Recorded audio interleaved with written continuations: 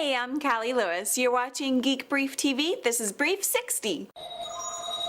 Okay, I'm in a twizzle. Based on email and comments, most of you thought the subliminal GoDaddy.com joke from Brief 59 was fun, or at least tolerable. Paul Culligan blogged about it, but a few people vowed never to watch again, unless we promise never to go subliminal again. What's a girl to do?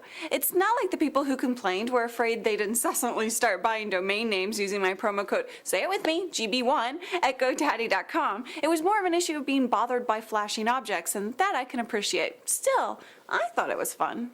Last week, Michael Arrington of TechCrunch launched a new blog at CrunchGear.com. That would be interesting enough on its own because I'm a huge Mike Arrington fan, but the real kicker is that he hired John Biggs from Gizmodo fame as the CrunchGear editor. For us, that's huge because it was John that got us hooked on gadget blogs. He's a funny writer, and if you're going to read one gadget blog a day and you want that gadget blog to make you smile, it should be CrunchGear. At least until I launch mine. I do have one minor criticism of the Crunch Network, and I hope it comes through as constructive. I don't like how clicking on previous really means previous, because in blogging, it's counterintuitive. It means by clicking on next, it takes me to where I've already been. Way too trippy.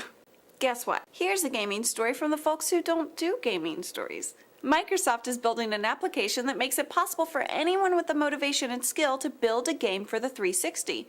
The development kit features shading and high-end graphics, so there's real potential for some random guy or girl to build the next big game. And as you know, as a DIY media girl, I love that. You have to subscribe to the service. It's $100 a year, but as far as barriers to entry go, that's not bad. Okay, funny story. If you've been around Geek Brief for a couple of months, you know Neil and I have two chihuahuas, and the fatter of the two has an itchy booty. A few weeks ago, we visited Neil's mom. She has a pool, and our dog Sydney has never seen a pool. Sydney walked right into the pool like walking from sidewalk to grass, and before she had time to surface, I was in the pool, clothes and all, saving her life. Thank God I didn't have an iPod in my pocket. Well, if Sydney had a Float-A-Pet inflatable collar, I wouldn't have had to buy a new outfit that afternoon. This high-tech collar incorporates a humidity sensor that inflates when a dog falls into the water. Gotta help the poor thing if he actually drinks from the toilet. The real application for this technology, if there is one I guess, would be for when you take your dog on a boat trip. After I was already wet, people told me most dogs instinctively know how to swim. Go figure. Attention all crackberry addicts, there's a new version on aisle 11. It's called the Blackberry Pearl. It has a predicted release date of September 18th, first available from T-Mobile, and it'll sell for $199. It adds a camera to the Blackberry experience along with media capability and expandable memory. I'm going to bed. We spent all day looking at lighting so we can make this show better. Now I'm tired, but I have to thank Brittany Mason, who just might be the next John C. Dvorak as far as promotion of her blog goes. BrittanyMason.podshow.com.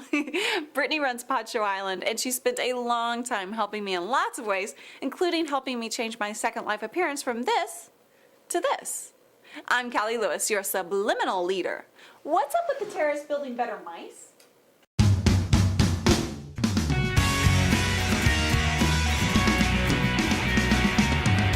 One gadget blog with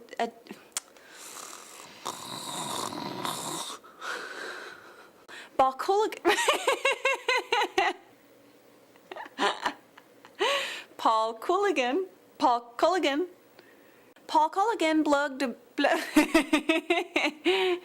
I can't say his name without saying the next word. Said his name? Plugged. Blogged about it. Paul Culligan blogged about it. Another Pod Show video podcast. Stick it on your screen.